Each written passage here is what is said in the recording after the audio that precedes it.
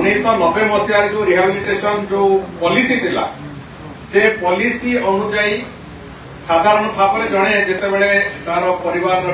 चाकरी कर लोकटी तार देहांत है परिवार के जड़े पाइबा सुविधा होता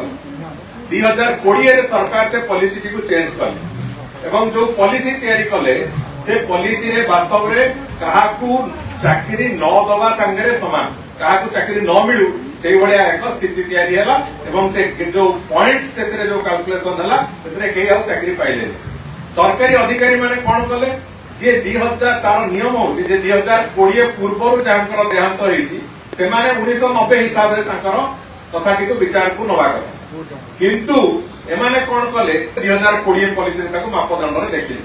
जहाँ फल कौन लोक आज तारीख में मिलूनी 20 वर्ष 25 वर्ष तुम सेवा कलापर मरीज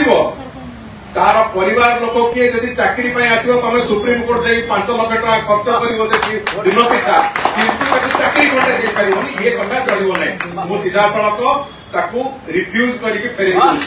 द्वितीय कथा ये कथा को लेकिन मझे गोटे कैबिनेट मीटिंग रे